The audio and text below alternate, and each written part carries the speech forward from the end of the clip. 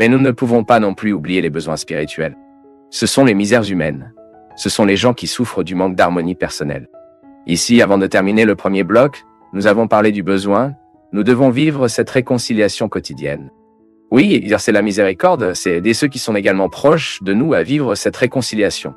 La psychologie nous enseigne que l'inconscient, bien que non accessible à moi, j'ai des réalités inconscientes qui ont été enregistrées en moi, dans ma tête, dans mon cerveau, dans mes émotions, que je n'ai aucun moyen d'accéder. Mais de temps en temps, j'identifie quelque chose à partir de mon comportement que je ne connais pas la cause. Et est là dans mon inconscient. L'inconscient envoie ses messages. Quelqu'un a un jour aidé à construire notre inconscient. Pour que de nombreuses craintes aujourd'hui, nous devons les comprendre à la lumière du passé. C'est pourquoi la thérapie, la bonne thérapie, est celle qui nous fait accéder à des réalités inconscientes. Et jetons la lumière sur cet inconscient. Et nous le réparons aujourd'hui ce qui a été gâté dans le passé. C'est ainsi que nous devenons les gens avec des erreurs et des succès. Ce sont des réalités qui nous sont favorables et d'autres qui ne sont pas si favorables. Parce que nous avons tous une âme. C'est intéressant, les gars. J'aime la philosophie et je vis depuis longtemps. Aujourd'hui, je me suis consacré beaucoup moins, mais j'ai lu beaucoup de philosophie. Pour moi, j'ai toujours enchanté, fasciné cette histoire de vous transformant votre pensée, de vous vivant un renouvellement de la pensée. C'est la philosophie pratique, que vous identifiez les questions de tous les jours, les plus fondamentales, les plus profondes, et vous vous posez ces questions. Et il ne s'agit même pas d'y répondre, mais de vivre avec eux. Ensuite, je trouve des gens tout le temps qui se réconcilient avec la figure de Dieu le Père. Rationaliser cela, expérience humaine que je ne peux pas me déterminer. Cela peut même représenter un obstacle. C'est naturel. Soit dit en passant, personne ne nous a promis que ce serait facile. Mais la foi est un cadeau qui est en moi, qui est en vous. Et il est tellement intéressant de penser, mon peuple, que le cadeau nous est donné de la même manière. Parce que parfois nous sommes injustes avec Dieu. Nous regardons le voisin qui a une belle expérience religieuse admirable, qui répercussion sur son caractère, car le bon religieux n'est pas celui qui quantifie les temps de fois qu'il va à l'église, non. C'est celui dont il est allé à l'église à provoquer la transformation de sa manière. Et parfois nous regardons celui qui semble être un peu plus religieux que nous, ceux qui sont apparemment plus fidèles que nous, et nous sommes dans la tentation de penser que Dieu lui a donné plus de foi que nous. Non! La même foi qui se trouve dans le cœur du pape a également été donnée à son cœur. Ce qui nous différencie souvent dans cette expérience, c'est à quel point nous cultivons ce que nous avons reçu. Tout lui a été donné. Le bandit qui est là dans le pénitencier maintenant, qui a tué 16, 20, 30 personnes, il est toujours sublime. Mais il est installé dans la balle du monde. Quelqu'un doit se rappeler qu'il est sublime. Car lorsque je suppose que la condition d'être sublime, je commence à éclairer l'autre pour voir le même miracle en lui. Où vous avez une personne avec la possession de votre dimension sublime, il devient là un instrument de transformation pour les autres. Vous pouvez voir, il est naturel en nous que nous offrons à l'autre ce qui nous a bien fait. C'est naturel dans l'humain, aussi égoïste qu'il soit. Nous sommes égoïstes quand on parle matériellement, nous avons peur de perdre, mais quand c'est un bon, nous écoutons cette prêche, écoutons cette chanson. Pourquoi ? Parce que je pense que cela se produira en vous la même chose qui s'est produite en moi quand j'ai entendu. Ou si ce n'est pas pareil, ce sera, vous vous souviendrez, que c'est sublime. Un livre, la lecture d'un livre peut éclairer en nous la conscience que nous sommes sublimes. Il se peut que personne ne voie, mais votre geste fait une différence et se répercute dans le monde. Parce que chaque fois que nous touchons positivement la vie et le cœur de quelqu'un, le bien obtient un lien de plus dans ce flux. Chaque fois que nous avons l'occasion de faire un sourire sur l'autre, une joie, une bénédiction, un sentiment de paix, d'amour, de miséricorde, le monde entier est fixé dans cette personne. Oui, de temps en temps, nous tombons sur des gens qui se souviennent que nous sommes sublimes. Ce n'est pas que vous n'êtes plus parce que quelqu'un ne vous parle pas, c'est parce que vous oubliez vraiment. Le monde nous tire trop. La balle a une terrible force sur nous. Il fait contraire à un processus d'enchantement. Il nous désenchante, et il ne nous permet pas de le quitter. Les forces du monde sont cruelles lorsqu'il s'agit de sédimenter les gens dans leur misère. Et c'est pourquoi il est si difficile d'aller à cette personne qui a été installée dans ses misères. Parfois, la sédimentation qui est faite par un mariage malheureux, une personne qui prend une vie avec une autre sans être aimée, sans amour, que malheureux relation sédimente cette personne dans ce contexte de destruction, il oublie qu'il est sublime. Nous comprenons donc que Dieu le Père est l'amour. quand je fais une expérience positive de mon Père, qui est l'amour. Et si je n'avais pas ce Père aimant dans ma vie, je fais une transposition, je comprends de cela, donc je rationalise. Certes, le Père Fabio a raison. Souvent, mes difficultés avec Dieu ne sont pas avec Dieu, elles sont avec mon Père. Et comme j'appelle Dieu de Père, je transfère automatiquement les difficultés que j'ai mon Père à Dieu. C'est une thérapie, non? En prendre conscience est thérapeutique car cela vous libère. Jésus a déjà dit cela. Vous saurez la vérité et la vérité sera libre. Je veux vous parler vous-même, seul, comme si vous étiez avec moi, seulement nous deux ici. Et je pourrais vous écouter combien de fois vous doutiez de vous. Combien de fois vous êtes-vous interprété bien pire que vous? Combien de fois avez-vous changé ce que Dieu sait de vous pour ce que les autres pensent? Combien de fois avez-vous ignoré votre combat, votre bataille? Pourquoi avez-vous trouvé le résultat de l'autre mieux que le vôtre? Combien de fois vous avez-vous été injuste, car vous avez considéré ce que vous n'aviez pas et oublié tout ce qui est à votre disposition? Combien de fois avez-vous abandonné? Combien de fois n'êtes-vous pas resté avant la fin? Combien de fois avez-vous franchi la ligne d'arrivée au dernier endroit et personne n'était là pour vous attendre? Combien de fois avez-vous été célébré? Combien de fois n'avez-vous pas fait de joie parce que vous venez de mourir?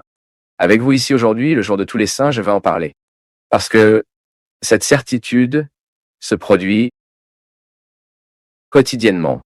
Dans mon travail, dans ma vie, avec de meilleures personnes que moi, mes faiblesses seraient déguisées. Au fil du temps, je n'ai pas trouvé. Je n'ai pas à essayer de masquer mes faiblesses. Je dois juste m'occuper d'eux. Et je veux être avec ceux qui veulent la même chose. Je ne veux pas des gens parfaits parce qu'ils n'existent pas, je veux les vraies personnes. Et je veux être avec eux, parce qu'étant avec eux, je me sens plus vrai. C'est pourquoi je veux être avec toi. Et je veux que tu croyais de la même manière que je pourrais croire. Si le processus religieux le jetait, si à un moment donné de votre vie une autorité religieuse, un discours religieux a placé une opposition entre vous et Dieu, osez supprimer cet obstacle. La vie de la sainteté est paix pour vous, oui. Et la vie de la sainteté est une culture quotidienne. C'est une lutte constante de ne jamais permettre au pire de l'emporter. Que les détails de votre personnalité, qui ne sont pas très éclairés, qui ne sont pas beaux, qu'ils perdent progressivement la force que vous apportez le mieux avec vous. Puissiez-vous ne pas vous sentir exclu, que vous ne vous sentez pas, que votre courage est infiniment supérieur à ceux qui vous découragent. Les bénis sont le pur du cœur, car seuls, ils verront Dieu. Je suis un chef religieux, et je peux dire que la pureté du cœur n'est pas un privilège de religieuse. Au contraire, parfois c'est l'endroit où nous trouvons le moins la pureté du cœur des mêmes religieux. Alors n'ayez pas peur. Ne vous sentez pas exclu. Connaissez-vous ces balades chics que nous aimerions avoir le nom là-bas pour que nous puissions entrer? Donc c'est dans la liste du royaume des cieux, votre nom est payé. Personne ne se retirera.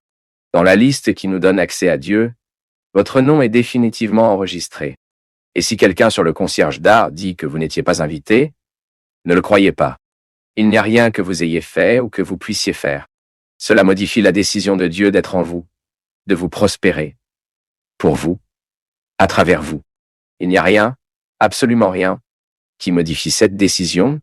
C'est avec vous que je voulais parler. Vous qui avez du mal à croire que Dieu vous aime. Pour ce que vous avez fait. Pour ce que vous avez cessé de faire. Je suis sûr, et ma foi me fait réfléchir tout le temps. Delia Prado a raison. Quand, dans un poème où elle essaie de faire une description de Dieu, elle dit que Dieu a la peau forte de lui souriant. Et ainsi, que Dieu vous aide dans vos difficultés. Que Dieu vous renforce dans vos batailles. Que Dieu vous accorde la grâce de ne jamais être arrêté. Jamais. Pour ne jamais être piégé dans les yeux qui vous méprisent. Que vous vous mettez au défi d'entendre la voix qui dans le cœur, que lorsque vous n'êtes pas sous les obstacles de ceux qui crient autour de nous, vous nous garantissez, nous donne la certitude que notre place sur la liste se poursuit. Le banquet est placé et vous serez à jamais invité. Arrivez quand vous le souhaitez, venez quand vous le souhaitez. C'est Dieu de vous dire qu'aujourd'hui la sainteté est la nôtre, et que nous sommes invités à vivre l'engagement quotidien, afin que notre sainteté s'épanouisse de la manière la plus belle et la plus simple. Afin que notre sainteté soit obligée d'être avec moi. Je sais que parfois vous devez entendre cela. Parfois, vous avez un tel regard pessimiste sur vous. Parfois, vous vous interprétez si pire que vous en... Parfois, vous mesurez votre vie, la valeur de votre vie avec le souverain des autres, avec ceux qui vous ont trahi. Parfois, vous mesurez le souverain de votre valeur avec le souverain de ceux qui ne vous ont jamais aimé. Parfois, vous mesurez votre valeur avec le souverain de ceux qui n'avaient jamais de respect pour vous. Mesurez votre valeur avec le souverain que Dieu a dit, qui est toujours d'amour et de miséricorde. Il n'y a aucun moyen. La vie ne s'arrêtera pas pour que vous souffriez. La vie ne vous demandera pas de pouvoir souffrir. Mais lorsque vous avez la force de Dieu en vous, rien ne peut l'abattre. Soyez donc toujours à votre place, conscient de la valeur que vous avez et du Dieu qui vous habite. Le Dieu qui est en moi, qui est en vous, nous prépare à toutes les batailles et sans crainte de faire des erreurs. Ce beau sourire que vous m'offrez ici aujourd'hui, il n'existe que parce que vous avez déjà trop pleuré. Si vous devez pardonner à quelqu'un, pardonnez aujourd'hui. Si vous devez aimer quelqu'un, aime maintenant. Si vous devez déclarer l'amour, cela aurait dû l'être hier. Parce que la vie est très bella, partenaire. Quand nous imaginons le moins, il est temps de partir. Parce que cette vie est trop courte. Ne perdez pas avec haine, avec des rancunes, avec des blessures. Vous savez pourquoi parfois nous avons du mal à croire en l'amour de Dieu? Parce que vous ne vous aimez pas toujours assez. Et quand je n'aime pas, quand vous ne vous aimez pas, il ne vous faut pas dire que vous nous aimez. C'est une lutte difficile pour vous d'essayer ou d'aimer une personne qui n'aime pas. Tous tellement d'amour que vous lui offrez, tout l'amour que vous offrez ne sera jamais suffisant. Vous savez pourquoi? Parce que quand je ne m'aime pas, je ne croirai jamais que vous avez peut-être vu quelque chose de spécial chez moi. Ainsi, une personne qui ne s'aime pas se sentir à peine aimée par quelqu'un d'autre. C'est pourquoi nous faisons parfois une erreur dans les relations, car nous trouvons des gens qui sont très aimés par eux-mêmes. Et le premier mouvement de la conversion de Dieu en nous, mon peuple, le premier geste que Jésus a fait dans la vie dont il a trouvé, était de modifier la façon dont les gens se regardaient. Le premier mouvement de conversion n'est pas que vous compreniez les règles morales de votre Église, ce n'est pas pour comprendre l'évangile d'en haut. Non. Le premier mouvement de conversion est que vous regardez plus d'amour, vous avez plus de respect pour vous. Parce que lorsque vous vous aimez, le diable ne peut rien faire dans votre vie. Lorsque vous vous aimez, vous êtes blindé. Vous êtes protégé sur ce que vous pouvez vous détruire. Qui s'aiment eux-mêmes ne se prostituent pas. Ceux qui s'aiment ne sont pas dans une relation toxique. Qu'allez-vous être à côté d'une personne qui ne vous blesse? Pourquoi allez-vous continuer à sortir avec une personne qui vous met juste en bas? Non. L'auto-amour est cette voix intérieure qui dit. Ou quand le trafiquant vous apporte la drogue, oups, votre autolove dira, qu'est-ce que ce médicament me fera? Elle s'éloignera de mes rêves, elle apportera une destruction à ma vie. Je n'ai jamais vu une personne jouer avec la drogue, et elle est bien. Lorsque la dépendance frappe à votre porte, vous penserez immédiatement, pourquoi apporterai à ma vie une dépendance qui limitera ma capacité à décider? Non, je veux être entier. Je veux être entier parce que je m'aime.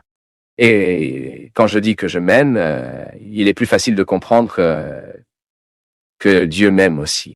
Dieu t'aime. Parfois, la meilleure façon de pardonner est de mettre l'autre à courir. Parce que vous méritez d'être aimé. Vous méritez d'être aimé. Vous méritez d'être respecté. Vous méritez d'être respecté. Parce que c'est le désir de Dieu pour votre vie. Savez-vous pourquoi nous avons besoin de gens qui nous aiment vraiment? Parce qu'ils nous font marcher, volent sur les ailes du Seigneur. Ils nous font atteindre le meilleur d'entre nous. Chaque fois que vous aimez quelqu'un, vous vous aimez vraiment, vous faites en sorte que cette personne atteigne le meilleur d'elle-même. Et c'est ce que Dieu veut de nous.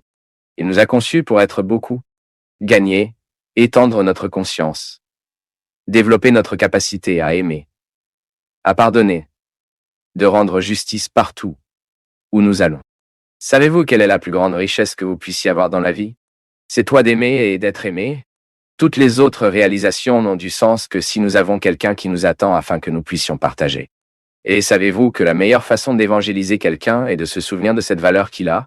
C'est ainsi que Dieu prend soin de nous. Mettre des gens qui nous aiment et nous aident à connaître la valeur que nous avons. Tenez-vous là dans la main de ceux de votre côté? Savez-vous quand Dieu vous défend? Quand avez-vous les bons amis? Savez-vous quand Dieu vous défend?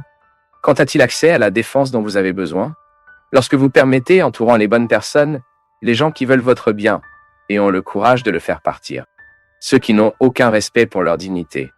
Mais aujourd'hui, j'ai de bonnes nouvelles à vous donner. Dieu ne vous a pas abandonné. Dis-moi avec moi. Dieu ne m'a pas abandonné. Vous savez que la plus grande richesse que nous pouvons avoir dans la vie n'est pas l'argent que nous achetons. L'argent peut acheter beaucoup de choses. Ce n'est pas un problème pour vous de travailler honnêtement et de pouvoir acheter ce que vous rêvez. Mais n'oubliez jamais, ce qui vous fera sourire à la fin de votre vie n'est pas tellement d'argent que vous avez gagné, ce n'est pas la maison que vous avez construite.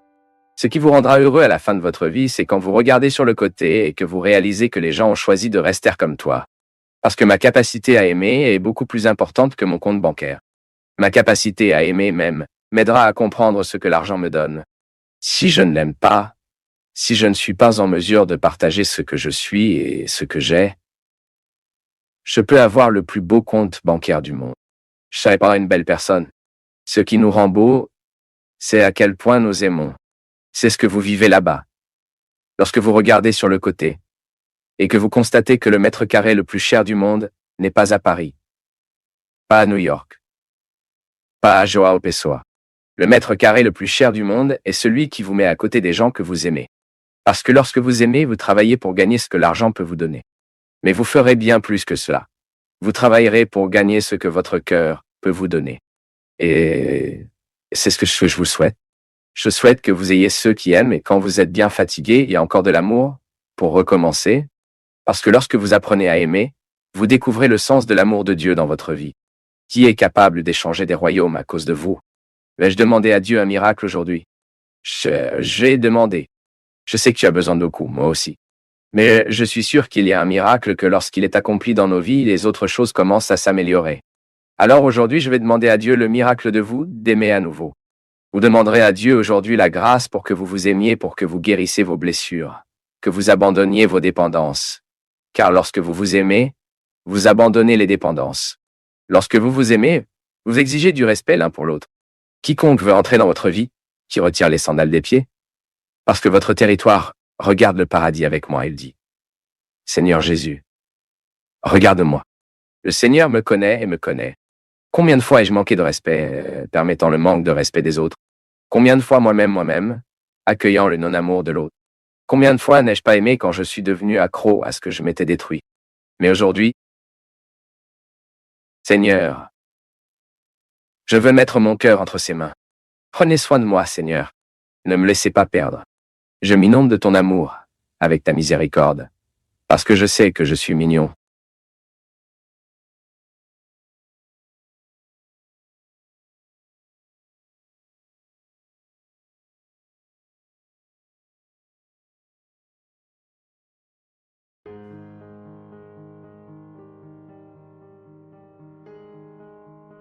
Cela ne fera que nuire autant de passer d'une oreille à l'autre.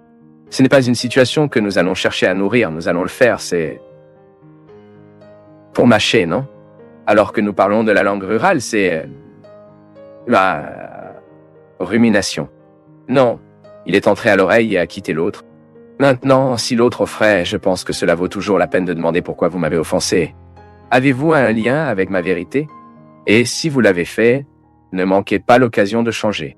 Après tout, même ceux qui ne veulent pas que nous pouvons bien nous aider à grandir lorsque nous nous offensons, tant que nous le voulons. Les infractions qui nous blessent sont celles qui révèlent les vérités que nous voulons cacher. Quand ils ne sont pas peu alignés sur notre vérité, et nous ne nous secouons pas non plus. Ils entrent dans une oreille et quittent l'autre. Très bien. Certaines personnes ont immédiatement dit « Oh, mais quand quelqu'un dans la calomnie est impossible pour nous de ne pas être offensé. » Et cela n'a rien à voir avec notre vérité. Bien sûr, mais vous voyez, je n'ai pas dit la calomnie qui nous fait mal, je nous ai dit les infractions. Souvent, les infractions sont des situations qui nous blessent précisément parce qu'ils sont liés à une vérité que nous n'aimons pas reconnaître. Il a été offensé parce qu'il a éveillé ce que vous n'aimez pas montrer. Vous mettez la vitrine ce que vous faites pour mettre sous la table. La calomnie est quand il n'y a aucun lien avec notre vérité. L'autre a inventé une histoire. Entrez une oreille et sortez l'autre. Cela ne fera que nuire autant de passer d'une oreille à l'autre. Ce n'est pas une situation que nous chercherons à nourrir, nous ferons mastigo, alors que nous parlons de la langue rurale, ruminant. Non. Il est entré dans l'oreille et sorti pour l'autre. Maintenant, si l'autre offrait, je pense que cela vaut toujours la peine de demander. Pourquoi m'offrait-il? Avez-vous un lien avec ma vérité? Et si vous l'avez fait, ne manquez pas l'occasion de changer. Après tout, même ceux qui ne veulent pas bien de nous peuvent nous aider à grandir lorsque nous nous offensons, tant que nous le voulons. Nous savons que dans nos vies, le défi constant de rester sans abandonner est en colère. Pas de blague. C'est plus facile à abandonner. Continuer, persévérer, coûte cher pour nous. Et je dis toujours que le grand danger de la vie est lorsque nous ne réalisons pas qu'il abandonne. C'est le retrait dangereux. C'est le retrait voilé. C'est celui que nous risquons de faire sans réaliser que nous faisons. Aujourd'hui, vous voyez des gens très indisposés à devoir passer par des sacrifices, des luttes, parce que nous avons été semés par cet état d'esprit, le bonheur en tant que magie, ou même l'opposition du bonheur avec la souffrance. Comme si la souffrance était une opposition au bonheur, quand en fait, la souffrance était une opposition au bonheur, quand en fait, la souffrance a toute une dimension thérapeutique qui, lorsqu'elle est bien vécue, elle est capable de provoquer de grandes transformations afin que nous n'allions jamais la taille et la puissance de transformation de la souffrance. Et si vous commencez à livrer les points, si vous commencez à abandonner, vous ne pouvez plus gagner. Pourquoi? Il s'est habitué au retrait. Il s'est habitué à perdre. C'était abandonnant des choses précieuses, des situations précieuses, des personnes précieuses, des réalités précieuses, parce que je n'étais pas au courant du jeu qui se produisait. Ne laissez pas ce pessimisme prendre soin de vous. Tout comme l'athlète doit découvrir les ressources pour qu'il atteigne le podium, dans notre vie et de la même manière. Quel est le podium que nous devons arriver? C'est l'épanouissement humain. Vous savez, vous jetez toutes les pensées qui n'en valent pas la peine, tout ce qui tout au long de la journée était désagréable, alors nous prions, car nous avons peur de méditer, donc nous sommes silencieux. Et c'est la présence de Dieu dans nos vies, pour nous rendre de plus en plus purs. J'aime cette expression du psaume. Rends mon cœur pur. Donne-moi un cœur pur. Qu'est-ce que le cœur pur? C'est avoir une tête pleine de bonnes choses pures. Je ne me coucherai pas en me faisant mal, mon ressentiment. Mon Dieu du ciel, comment nous sommes blessés à ces moments, n'est-ce pas? Comment nous perdons une bonne nuit de sommeil parce que nous avons pris les dépotoirs qu'ils ont jugés à notre sujet, les ragots qu'ils ont fait sur nous, les mauvais commentaires qu'ils ont fait à propos de nous, ou même le laisser et nous occupons le moment du reste de la nuit pour nourrir tout ce tout idiot. Non. Et parfois, nous faisons des choix. Nous jugeons d'une manière que nous ne réalisons pas que nous perdons. Là, soudainement, lorsque vous remarquez, le déficit est déjà très important. Les dommages sont déjà très importants. Ensuite, vous regardez en arrière et dites cette vieille phrase, « Mon Dieu dans le ciel, qu'est-ce que j'ai fait dans ma vie? Pourquoi ai-je traité cette personne comme ça? Parce que je n'étais pas plus proche? Pourquoi n'ai-je pas travaillé moins? Ou pourquoi n'ai-je plus travaillé? Pourquoi je ne me suis plus consacré à mes projets? Pourquoi n'ai-je pas pu m'aimer un peu plus et par conséquent, je peux aimer un peu mieux ceux qui m'entourent? Pourquoi était-ce peu susceptible de faire face à cet horrible défaut que j'avais et qu'aujourd'hui est bien pire qu'à ce moment-là chez la jeunesse? Pourquoi n'ai-je pas eu le courage d'être vrai avec moi, avec les gens autour de moi? Pourquoi je n'ai pas regardé le mien à ma limite, à ma limitation? C'est mon peuple, tôt ou tard, nous ferons cette charge. Plusieurs fois, nous n'avons pas le temps de goûter ce que nous pouvons réellement dans la vie, parce que nous vivons un processus pessimiste dans tout. Ensuite, vous commencez à faire vos vers de pessimisme. Vous voyez, quand je mets mon pessimisme face à tout ce que je vois, tout ce que j'interprenais comme ça, je ne réaliserai pas. Je ne peux pas. Et parfois, nous traînons. Nous permettons au tempérament de nous prendre le dessus, mais le tempérament doit être travaillé. En pensant même aux difficultés que chacun de nous a traversées, à quelle souffrance avez-vous jamais rencontré? Combien de choses ont été difficiles pour vous? Des moments douloureux à laquelle vous deviez faire face? Et pourquoi as-tu bien affronté? Pourquoi avez-vous extrait cette dimension pédagogique de la souffrance? Aujourd'hui, vous avez une grandeur dans votre âme, votre pensée, votre façon de vous regarder, que vous devez cette période de souffrance. Nous en avons vu un autre après avoir souffert, bien vécu, bien expérimenté. Ensuite, vous essayez la simplicité du jeu, où vous, sans avoir besoin de nombreuses astuces, remplissez le rôle d'être qui vous êtes. Parfois cela manque pour moi et je sais que cela manque aussi pour vous. Je sais que parfois ta vie se passe beaucoup autour d'elle, mais j'ai peur que tu ne se passais pas dans tout ce qui se passe autour d'elle. Il y a beaucoup de gens qui se regardent et pensent qu'il vaut mieux l'être. Non, il est préférable d'être ce que nous pouvons. Il ne sert à rien de voir l'autre et de vouloir être l'autre. Il ne sert à rien. Cela ne fera que vous apporter un malheur. Et arrêtez de comparer, car parfois nous nous comparons tout le temps. Vous savez, mon peuple, j'ai demandé à Dieu de me donner la sensibilité pour réaliser la vie que je vis.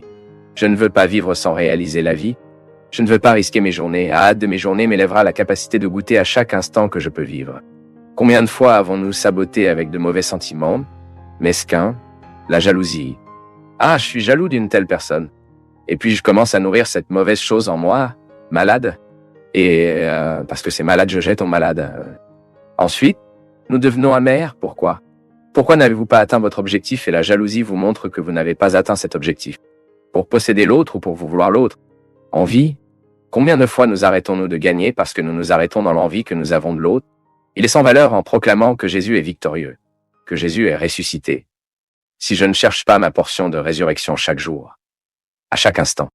C'est la dimension positive de la souffrance au sein du christianisme. La souffrance est un processus de réparation. Il nous transforme. Les Écritures sacrées en parlent beaucoup, psaumes, non? Tant de psaumes nous apprennent à souffrir, non? Tant de psaumes sont un souffle pour nous, au moment où la vie est difficile. Le Seigneur est mon pasteur, et rien ne manquera. Même si je passe par la vallée des ombres, même si je passe par l'endroit où il est impossible de passer à bras ouverts. Par exemple, une telle étroitesse. Je veux y aller et tu es avec moi. Le Seigneur me renforce. Vous ne pouvez pas saboter. Vous n'avez pas le droit de vivre si vous sabotez. Il est étonnant de voir comment parfois le processus de sabotage est inconscient. Il y a des gens qui s'auto-testent sans savoir qu'ils font cela. Les dépendances, si vous pensez, quelle est la dépendance à la vie d'une personne? C'est sabotage. Si je tourne une cigarette, ce que je sais est pleine de substances nocives pour moi. Et je joue cette fumée toxique dans mon corps. Combien de personnes atteintes de cancer? Pourquoi? Parce qu'ils se nourrissent mal, parce qu'ils n'ont pas fait la bonne chose, car ils ont permis au stress d'être beaucoup plus grand qu'il ne devrait l'être. Car c'est inévitable. Bien sûr, nous sommes stressés. Mais lorsque vous augmentez le stress à des niveaux très élevés, lorsque vous ne créez pas votre espace pour votre repos, pour votre réflexion, pour votre arrêt, vous risquez d'alimenter la maladie. Sabotage, mon peuple. Nous faisons. L'alcool? Combien de familles détruites par l'alcool, ou la mère du père, ou par un frère? Quelqu'un dans la famille étant saboté par le médicament. Veulent la santé. Veulent une vie saine. Parce que Dieu présent dans nos cœurs nous motive à cela. Nous faisons de plus en plus nos choix pour la vie. Je veux vivre. Je veux avoir du courage. Je veux avoir de l'espoir. Je veux avoir la foi. Et ma décision pour la vie, pour le courage, la foi influencera ici dans notre maison. Cela influencera la façon dont nous nous nourrissons, la façon dont nous vivons, la façon dont nous nous traitons nous-mêmes. Héraclite a dit, et c'est sa phrase la plus connue, que nous ne pouvons pas nous baigner 2 fois dans la même rivière, car chaque fois que nous entrons dans Rio, en est déjà une autre. Il y a un mouvement là-bas, une remention de transformation. La rivière conserve ce qu'elle est, mais ajoute aux autres eaux et faire du mouvement, et il le sera. C'est un processus constant de devenir. La sainteté est un tel mouvement. Nous sommes sublimes. Nous ne sommes pas parfaits, mais nous sommes sublimes. Tu es sublime, et je sais que parfois vous vivez oublier cela parce que vous n'avez pas la vie de la sainteté. Et quelle est cette vie de sainteté? C'est la vie qui nous met dans l'exercice quotidien, pour élargir notre conscience, pour élargir tout ce qui nous aide à trouver l'axe de notre vérité personnelle. En hypocrisie, je ne recrute pas ma vérité parce que je continue d'essayer d'être ce que je ne suis pas. Je continue d'essayer de regarder, d'avoir un roman qui n'est pas le mien, d'être une rivière qui n'est pas moi. Vous devez être en vous. La vie de la sainteté n'est pas une vie de perfection. C'est une vie de recherche, de culture, afin que nous ne soyons pas victimes de ce qui nous retire de la sainteté. La vie de la sainteté n'est pas la vie de la perfection, mais c'est la vie de la recherche de la vérité. Aujourd'hui, je sais qui je suis. Je connais les défauts que j'ai. Mais j'ai besoin d'en savoir plus. Plus je prends possession de mes défauts, plus vous prenez possession de vos défauts, plus votre capacité à traiter avec vous est grande. Est impressionnant. Où y a-t-il quelqu'un qui veut être meilleur? Où y a-t-il quelqu'un qui veut se débarrasser de ce qui est misérable, qui baisse? Un contexte entier, toute une ambiance est favorisée. Dans votre environnement de travail, par exemple, si chacune de ces personnes qui composent cet environnement décide d'être coopérative, d'être une coopérative, de mettre de côté les potins, de mettre de côté les préjugés, l'environnement de travail à fière allure, beaucoup mieux. Et il y a une recherche là-bas. Mais les gens sont-ils parfaits? Ils font toujours des erreurs, seulement ils font moins d'erreurs parce qu'ils sont plus conscients des erreurs qu'ils n'ont jamais commises dans la vie. Comment puis-je identifier que la sainteté se passe en moi? Quand je me rends compte que je ne suis pas si victime de cela avant que cela ne me fasse tomber. Donc si j'ai tendance à bavarder chaque fois que ma langue se gratte pour parler, je peux même commencer, mais soudain, ce n'est pas ce que je veux pour moi. Chaque fois que j'expose la vie de quelqu'un, chaque fois que je parle du mal de quelqu'un, je m'expose beaucoup plus que je n'expose cette personne. Qu'est-ce qui m'ajoute? Comment être un être humain? Pour parler mal de quelqu'un, c'est la vie de la sainteté. Lorsque vous continuez à avoir tendance à parler de mal des autres, mais que vous choisissez de ne pas parler. Voir? Vous n'êtes pas parfait, mais vous êtes conscient de vos imperfections. Donc, il Ils ne l'emportent pas, donc ils ne deviennent pas beaucoup plus gros que vous, donc vous ne soyez pas minés. Vous savez, mon peuple, le plus triste de vivre dans l'imperfection, être sa victime, c'est parce que nous peu d'expérience de la satisfaction d'être qui nous sommes. Ne vous y trompez pas, cette personne qui n'a pas de scrupules, aucun désir d'être meilleur, ne fait aucun effort pour surmonter ce qui est précaire. Ne soyez pas dupes, cette personne construit un lieu de grand malheur. Cela peut même ne pas montrer, mais le malheur est déjà là. Chaque fois que vous lisez un commentaire malveillant, que quelqu'un a laissé là-bas, que ce soit sur un réseau social, c'est aujourd'hui l'endroit où les gens manifestent cette cruauté, cette méchanceté. Ne réfutez pas. Non, ne rétractez pas. Ne vous lancez pas dans le combat, vous savez pourquoi. Ce doit être très triste d'être cette personne. Les infractions qui nous blessent sont celles qui révèlent les vérités que nous voulons cacher, quand ils ne sont pas peu alignés sur notre vérité. Et nous ne nous secouons pas non plus. Ils entrent dans une oreille et quittent l'autre. Très bien, certaines personnes ont immédiatement dit « Oh, mais quand quelqu'un dans la calomnie est impossible pour nous de ne pas être offensé, et cela n'a rien à voir avec notre vérité. » Bien sûr, mais vous voyez, je n'ai pas dit la calomnie qui nous fait mal, je nous ai dit les infractions. Souvent, la plupart d'entre eux sont des situations qui nous blessent précisément parce qu'ils sont liés à une vérité que nous n'aimons pas reconnaître. Il a été offensé parce qu'il a éveillé ce que vous n'aimez pas montrer. Vous mettez la vitrine ce que vous faites pour mettre sous la table. La calomnie est quand il n'y a aucun lien avec notre vérité. L'autre a inventé une histoire. Entrez une oreille et sortez l'autre.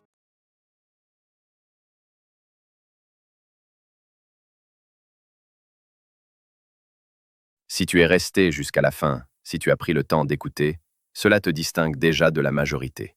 Like, commente d'où tu nous regardes et jette un œil au lien dans la description. Tu trouveras sûrement d'autres contenus qui poursuivent cette conversation avec toi. Merci, une grande accolade et à la prochaine.